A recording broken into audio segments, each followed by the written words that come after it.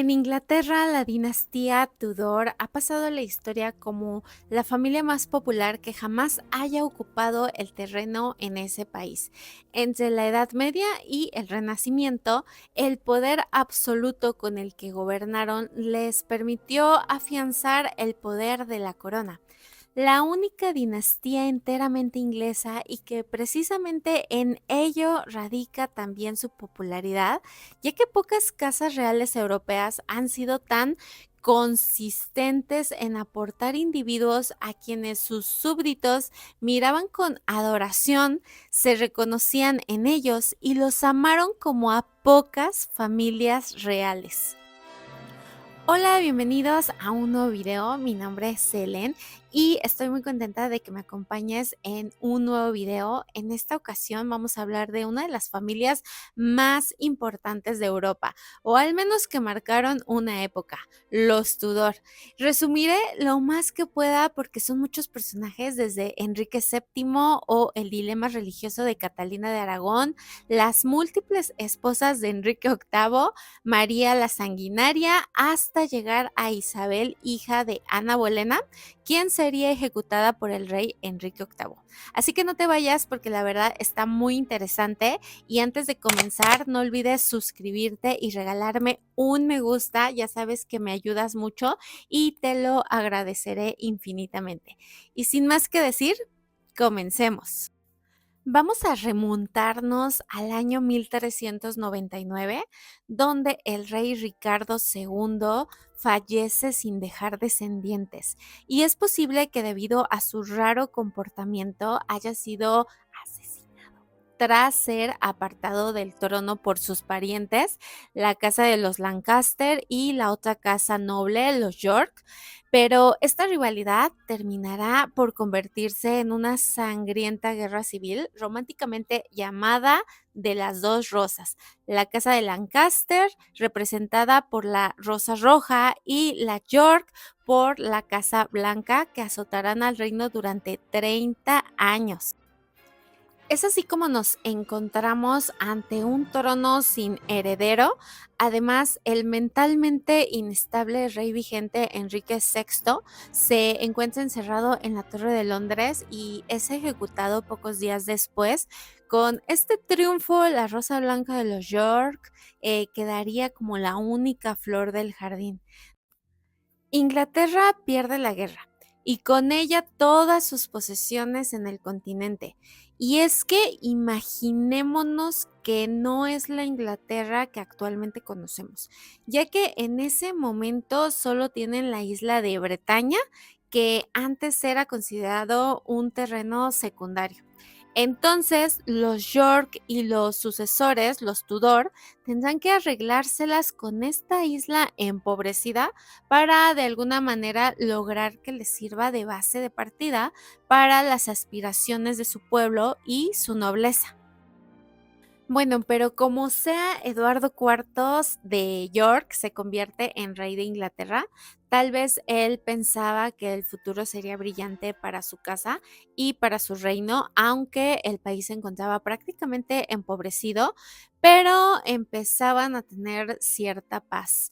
Aparte, con sus tres hijos varones nacidos de su esposa Isabel, la sucesión parecía asegurada. Los primeros años parecían tranquilos dentro del gobierno de Eduardo IV, pero como no se puede tener todo en la vida, antes de cumplir los 41 años y sintiendo que su fin estaba cerca, el rey hizo testamento y depositó la custodia de su hijo Eduardo, de solo 12 años, en su fiel hermano Ricardo, quien recibió el título de Lord Protector del reino, y así Eduardo IV jugó su última carta y falleció.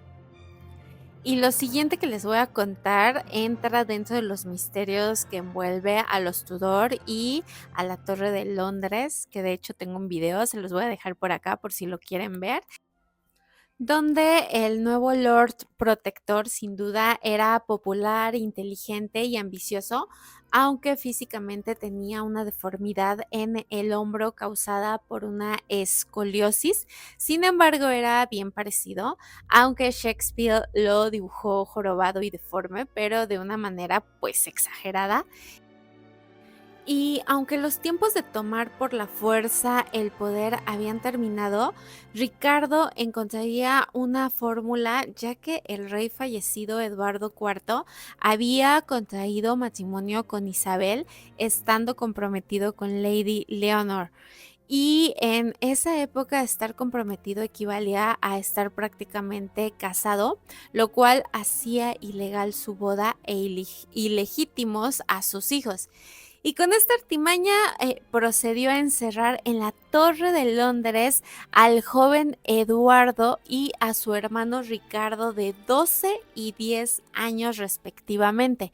Y aunque no hay certeza de eso, todo indica que ambos jóvenes fallecieron ahorcados por órdenes de su tío, quien se hizo proclamar rey en junio de 1483, pero en realidad no se sabe si los jóvenes príncipes fallecieron en ese año y tampoco cómo fallecieron.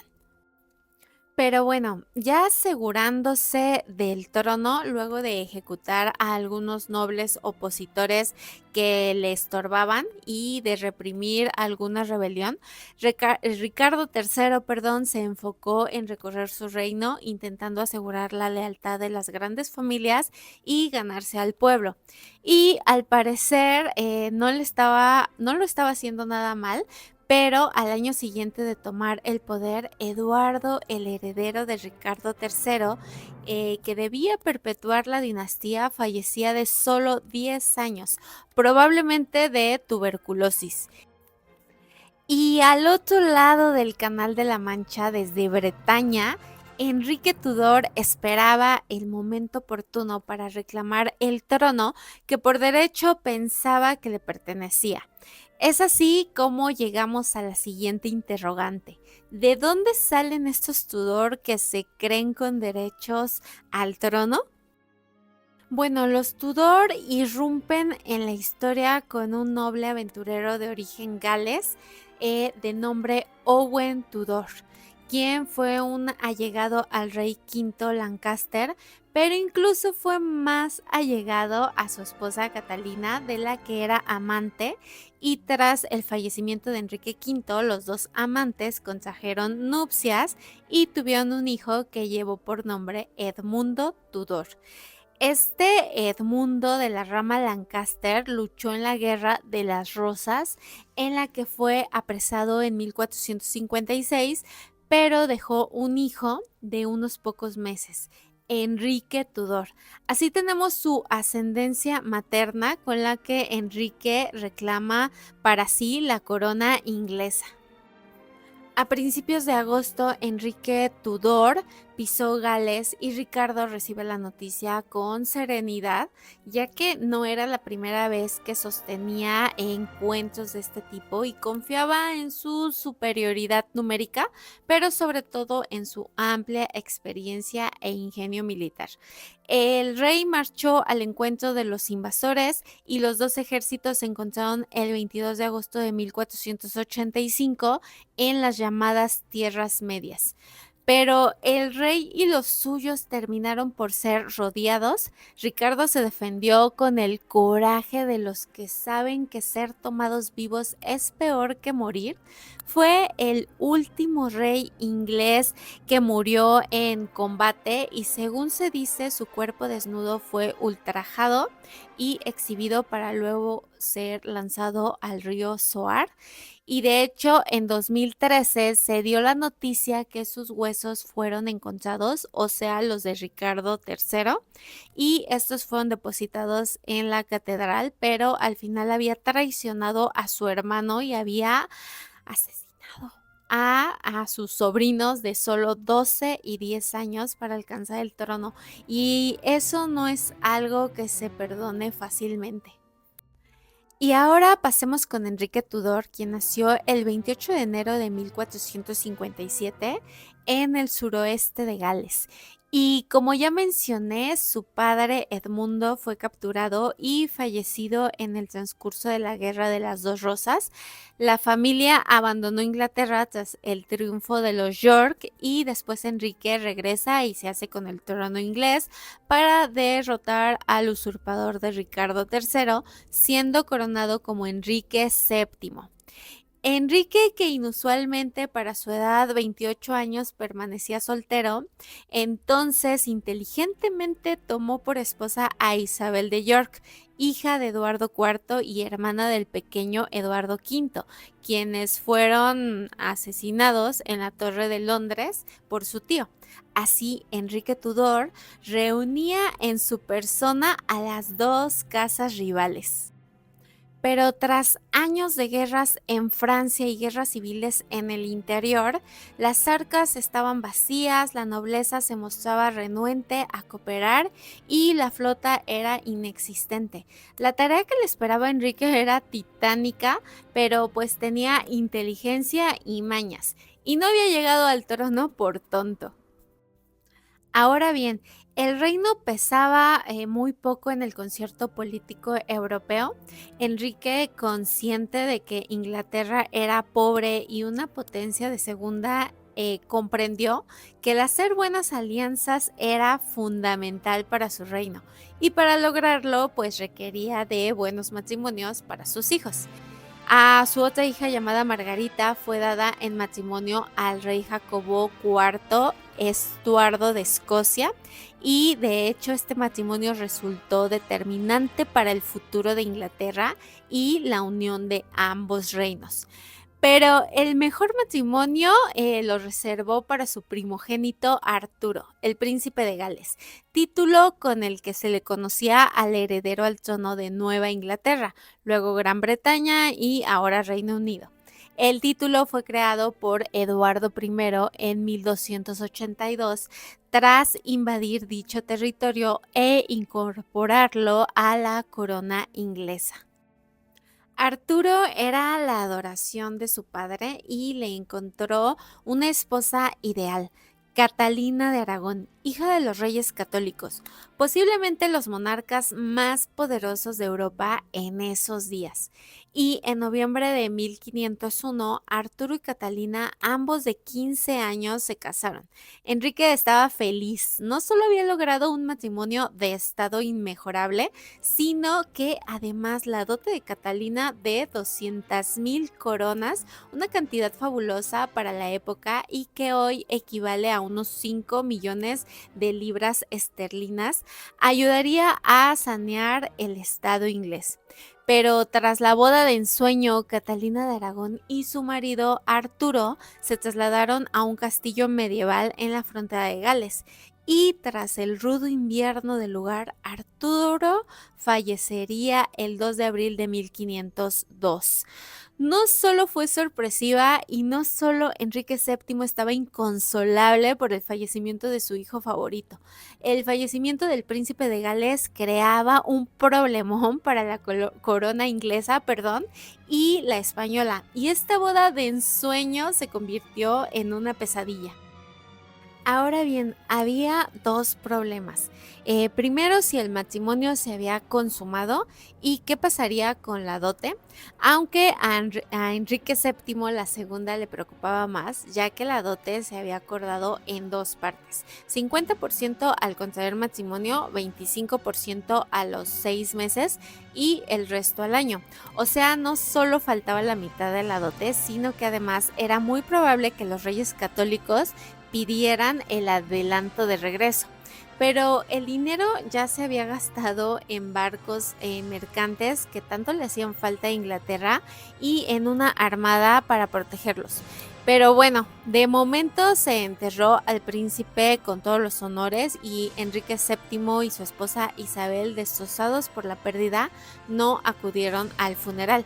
También Enrique mantuvo a la viuda Catalina en Inglaterra mientras pensaba cómo no devolver la dote y conservar no solo eso, sino también cómo recibir el resto. Y tras un año de negociaciones entre los dos reinos, Enrique VII sufría otro golpe, ya que falleció su esposa. Entonces, inspirado por la desesperación y aprovechando su viudez, el propio Enrique VII, de 46 años de edad, se ofrecía como consorte de la viuda Catalina, de 16 años. Propuesta que hoy nos escandaliza mucho, pero que en aquella época era algo válido y hasta cierto punto, pues, normal. Pero esto no pasó, probablemente porque alguien allegado al rey le hizo ver que su hijo Enrique, de 12 años y ahora príncipe de Gales, era un mejor candidato para ser esposo de Catalina. Y ahora el segundo interrogante, saber si se había consumado el matrimonio entre Catalina y Arturo, aunque la verdad es muy difícil saberlo, pero Catalina lo negó en todo momento y pues los interesados en que el matrimonio con Enrique se llevara a cabo, pues lo creyeron totalmente. Entonces es oficialmente virgen y el Papa Julio otorga una dispensa para que se realice la boda de Catalina, viuda de Arturo, y el joven Enrique, hermano del primero. Una vez finalizada esta boda, Enrique VII pudo tener un descanso, ya que el trono parecía seguro y dejaba a Inglaterra con unas finanzas sanas, aunque el golpe del fallecimiento de su hijo Arturo nunca lo superó, por lo que ya no fue el mismo, su energía se apagó y su vida entró en un lento declive, falleciendo el 21 de abril de 1509. El siguiente rey seguramente es uno de los más famosos y tal vez lo ubicas. De hecho, también tengo un video de él, aquí te lo voy a dejar. Y hablamos de la figura de Enrique VIII, que es una de las que más ha traído la atención y curiosidad de todo el mundo, ya que fue un personaje muy controvertido. Enrique nació el 28 de junio de 1491, fue el tercer hijo de Enrique VII e Isabel de York, siendo su hermano Arturo el mayor y el heredero al trono. Enrique pues vivió sin mayores responsabilidades, siendo un príncipe pues muy despreocupado. Enrique era un joven atlético, activo, bien formado y bien parecido, de alrededor de 1,80 metros de estatura, de pelo rojizo, pero pues su vida dio un cambio cuando su hermano fallece, el príncipe de Gales, de un día para otro.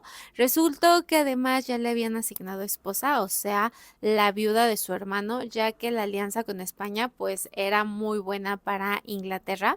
Los primeros años de su reinado fueron felices y su alianza con España le reportaba beneficios, y hasta aquí pues no hay queja de nuestro personaje, que se consolidaba como un flamante monarca renacentista, pero no dejaremos de decir que mientras no hubiera un heredero, la dinastía no quedaría consolidada, y la pareja real de Enrique y Catalina de Aragón, tras 6 embarazos en los que los bebés apenas sobrevivían unos días, solo había producido una niña que sobrevivió a la infancia. Así, la casa Tudor estaba lejos de consolidarse.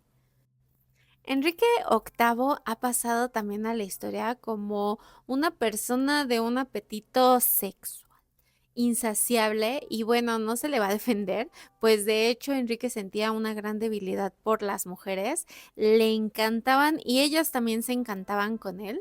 Amantes tuvo muchas, pero hasta aquí no hay nada raro. Pero en 1527 Enrique tomó la decisión de separarse de Catalina, a la que le achacaba la falta de herederos, pues entre sus amantes Enrique ya había tenido un bastardo varón, hijo de Isabel, llamado Henry. Entonces le encomendó a su canciller la misión de conseguir que en Roma anularan su matrimonio, pero el Vaticano daba largas al asunto y Enrique perdía la paciencia. Aunque el Papa Clemente VII no cedía a las presiones, también porque el Vaticano tenía sus intereses para no conceder la anulación. Una de ellas, la de más peso, era que Catalina era la tía del hombre más poderoso del mundo en ese momento, el emperador Carlos V y máximo velador de la iglesia. Es cuando Enrique, cansado de esperar, comprendió que la anulación jamás llegaría. Aunque Enrique VIII no solo se divorciaba de Catalina de Aragón porque ésta no le podía dar herederos, aunque sí es la razón más importante, pero también ya había una segunda en discordia, y estamos hablando de Ana Bolena. El rey se encontraba perdidamente obsesionado de Ana, yo creo que es la mejor manera de llamarlo, y se cuenta que Ana puso el precio del matrimonio para tener relaciones con Enrique. Entonces existían varias razones que Enrique consideraba de peso para divorciarse de Catalina. Y el recurso que se usó para anular el matrimonio con Catalina fue poner en juicio que sí se había consumado su matrimonio con Arturo, lo que invalidaba el matrimonio con Enrique. Así como tras desconocer al Papa Enrique VIII por el acta de supremacía se declaró cabeza de la Iglesia de Inglaterra, entonces la nueva iglesia ya no debía obedecer las directrices de Roma y el rey inglés sería el encargado de nombrar de ahora en adelante a los obispos, y ya no se debía hacer llegar el dinero correspondiente que año tras año la iglesia estaba obligado a enviar al Vaticano. El segundo matrimonio de Enrique VIII había producido de nuevo una niña de pelo rojizo a la que se le llamó Isabel. Nuevamente tenía como heredera a una mujer, pero era necesario darle tiempo al tiempo, y por el momento el rey aún permanecía profundamente enamorado de su esposa Ana, y por lo que se sabe, Enrique debió haber sentido un arrebatador y apasionado amor por Ana Bolena, que no era una belleza clásica de la época. De hecho, su aspecto ha sido tema de debates. Era también inteligente, culta, buena conversadora y excelente bailarina. Pero los años pasaban en la reina y no tenía herederos, como pues se esperaba. Tuvo 2 embarazos más, pero ambos fueron fallidos, y así como Ana perdía rápidamente el favor del rey, la única salida era otro divorcio. Pero ahora, ¿bajo qué excusa? Pero a Ana le tocó peor que a Catalina, ya que fue acusada de haber mantenido relaciones con su hermano Jorge, quien también fue juzgado. También fue acusada de mantener varios amantes y hasta de ser bruja. Pero la realidad es que la causa de su fallecimiento no fue otra más que su incapacidad para procrear hijos herederos, que era la obligación de una reina. Entonces, Ana Bolena fue encerrada en la Torre de Londres y decapitada en mayo de 1536. Su hija Isabel fue declarada bastarda, y ya no me voy a entretener tanto y entrar tanto en detalles, si no me voy a llevar mucho tiempo, porque hablar de Enrique pues es muy amplio, y para eso tengo el video más a fondo que les voy a dejar por aquí. Pero tras el fallecimiento de Ana Bolena, Enrique pues ya se había fijado en una de sus damas de compañía, Jane Seymour. También Enrique decidió hacerla su esposa, y probablemente fue a la que más quiso, o tal vez no le dio tiempo de hartarse, ya que falleció 12 días después de darle el anhelado heredero llamado Eduardo. Y así siguieron diferentes esposas. Unas corrieron la misma suerte que Ana Bolena, otras no les fue tan mal, pero al final Enrique decidió reponer a sus 2 hijas en la sucesión al trono, y se ocupó de preparar el futuro de Eduardo VI para gobernar, aunque este tenía una salud muy débil, por eso tenía que contar con sus hijas, tanto María como Isabel. La Inglaterra que dejaba atrás Enrique VIII era un país sin unidad religiosa, mal parado en el concierto internacional y con una sucesión dinástica endeble y complicada, pero también dejaba los genes de su inteligencia y determinación en uno de sus tres herederos, Isabel, que sería la encargada de consolidar su obra y enmendar sus fallos y dar continuidad de la casa Tudor. El rey falleció el 28 de enero de 1547 a los 55 años. Eduardo VI, el tercer monarca de la Casa de Tudor, fue coronado en febrero de 1547, contando con solo 10 años de edad. Físicamente tenía los clásicos rasgos Tudor, el pelo rojizo y la piel muy blanca. Eduardo fue un niño de gran inteligencia, hablaba latín, alemán y griego, y todo esto hacía pensar que tendría un gran reinado. Sin embargo, su mala salud dejaba en duda esto. El nuevo rey fue el primer monarca inglés nacido protestante en el seno de la iglesia anglicana y sus familiares, los Seymour, enseguida pasaron a controlar los mecanismos del poder y ante la debilidad física de Eduardo fueron quienes realmente gobernaron el reino. Y también existía el temor del regreso de los católicos al poder en la persona de María, segunda en la línea de sucesión mientras Eduardo VI no produjera un heredero. Era urgente la consolidación de la nueva iglesia y la liquidación de la oposición católica. Entonces existían dos bandos separados por principios religiosos, o al menos eso es lo que parecía, pero Eduardo VI, consumido por la tuberculosis, fallecía en el palacio de Greenwich. Y aquí comienza el reinado de María la Sanguinaria, que es un poco difícil resistirse a llamar a María Tudor con ese nombre. Digo, hasta hay una bebida con su nombre, Bloody Mary, pero bueno. María nació en el Palacio de Greenwich el 18 de febrero. Su infancia fue feliz y aunque Enrique VIII estaba decepcionado por no tener un hijo varón, adoraba a su hija e incluso presumía de sus habilidades musicales y de su inteligencia. María creció cerca del rey y de su madre, por lo que la princesa quedó desconcertada cuándo fue la anulación del matrimonio de sus padres. Aunque lo que debió de haberle costado mucho y ser muy doloroso fue haber sido separada de su madre, así como el frío comportamiento de su padre. Apenas con 17 años, María era expulsada de la corte, despojada de su rango como heredera al trono y declarada ilegítima por aquel padre que ella tanto idolatraba. 3 años después, en 1536, falleció su madre Catalina, pero de hecho le prohibieron ir a su funeral y ella fue obligada a servir de dama de compañía de su media hermana Isabel, que en ese momento era heredera al trono hasta que después también fue declarada ilegítima. Hasta aquí no se puede no ser solidarios con María, que vivía temiendo por su vida durante los 3 años que duró el matrimonio de su padre con Ana Bolena. Y cuando María tenía 27 años, su padre contrajo su sexto matrimonio que cambió su situación y la de su media hermana Isabel. La nueva esposa Catalina Parr creó un hogar lo más parecido posible al que tenía en su infancia y se pudo reconciliar con su padre.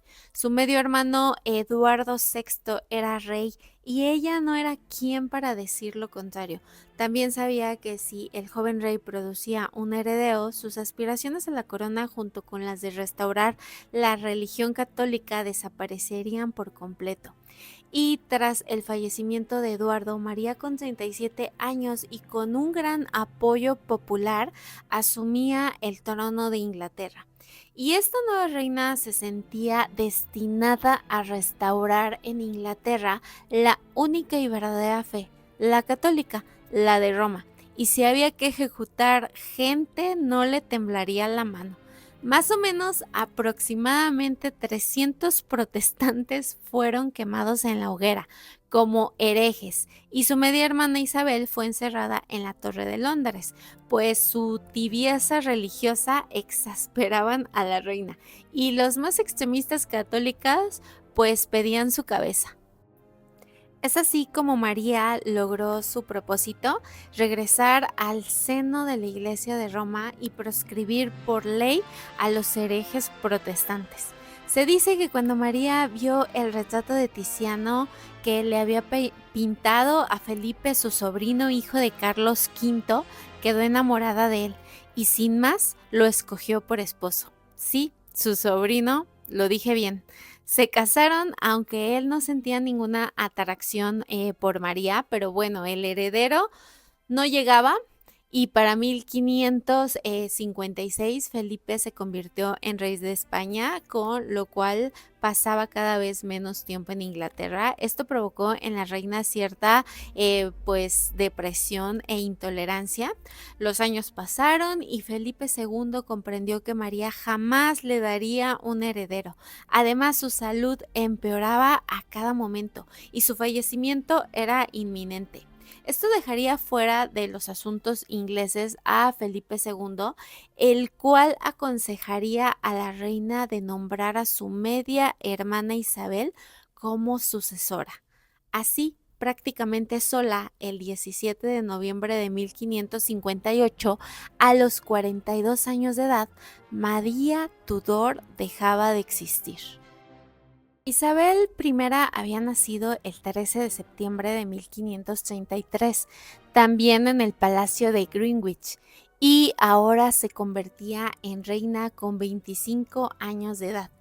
Recordemos que su infancia no fue demasiado feliz, ya que su madre, Ana Bolena, fue ejecutada cuando ella solo tenía 3 años y acto seguido se le retiró el título de princesa, siendo declarada también bastarda y viviendo lejos de su padre. Y como ya había mencionado, Catalina Parr había creado un hogar para los hijos del rey y por eso ella también fue restituida en la línea de sucesión. Pero el momento llegó y por fin heredó la corona de su padre, corona que venía con una fuerte deuda por las pésimas gestiones de sus dos antecesores y con un pueblo dividido por la religión. Los primeros años de su reinado recurrió a deportaciones, encarcelamientos y ejecuciones de peligrosos opositores, la mayoría de ellos católicos que la consideraban ilegítima y que buscaban que el trono recayera en María Estuardo, reina católica de Escocia.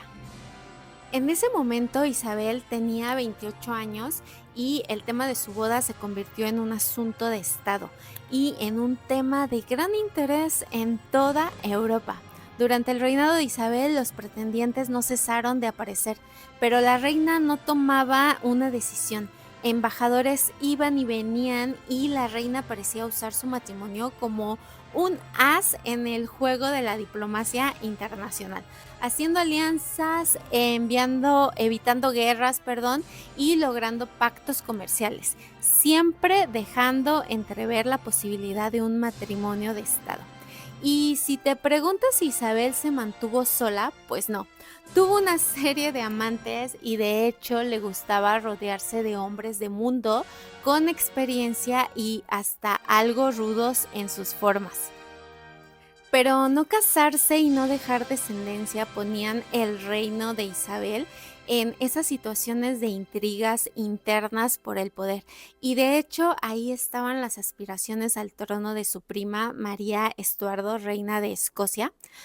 Pero pocos personajes históricos tuvieron en su tiempo tal impacto que a pocos se les da el honor de que su época se bautice con su nombre. Y este es el caso de la era isabelina, aunque Inglaterra tiene dos mujeres que tuvieron ese honor, la reina Victoria e Isabel. El reinado de Isabel fue el trasfondo de una época de auge cultural sin precedentes en Inglaterra. Desde los primeros años de su gobierno, la reina virgen, imitando a su padre, comprendió el gusto del pueblo por los grandes espectáculos y mostrando así a Europa la grandeza de los Tudor. De hecho, bajo su protección florecieron figuras como el filósofo Francis Bacon y el genial William Shakespeare. En el plano religioso, pues Isabel terminó por inclinarse por el protestantismo, probablemente más por el conveniencia política que por convicción. Isabel comenzó también a presentarse ante sus súbditos como un ícono enigmático, maquillada de blanco y semejando a una diosa marmorea, inaccesible. Pero la realidad es que los últimos años de Isabel fueron tristes. Los compañeros de trabajo y de lucha iban desapareciendo, mientras que los amores de su vida se convertirían en fantasmas que ya solo vivían en su memoria. Solo las pelucas y el maquillaje que lamentablemente le afectaban más a su piel eran capaces de esconder el paso de los años. Y es así como la reina de 69 años estaba muriendo y los consejeros le insistían en nombrar un heredero, pero Isabel le daba vueltas al asunto. Al final falleció tras gobernar a su pueblo durante 44 años y el legítimo heredero no podía ser otro que Jacobo VI de Escocia, descendiente de Enrique VII e hijo de María Estuardo.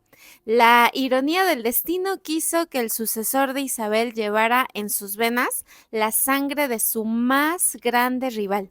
El nuevo heredero se convertía en Jacobo I de Inglaterra, reuniendo en su persona las coronas de ambos reinos y dando paso a los Estuardo como la dinastía que gobernaría los destinos de Gran Bretaña hasta 1714. Pero eso es otra historia. Llegamos al final del video, espero que te haya gustado, fue un poco largo, pero fue una dinastía en la que no quería omitir ningún punto importante. No olvides regalarme un me gusta y suscribirte, de verdad que me ayuda mucho para yo seguir haciendo estos videos y ser más constante. Me llevo mi tiempo porque tengo que leer mucho e investigar, pero bueno, es algo que me encanta hacer y lo disfruto mucho. Nos vemos la siguiente semana. Que tengas un excelente día. Bye.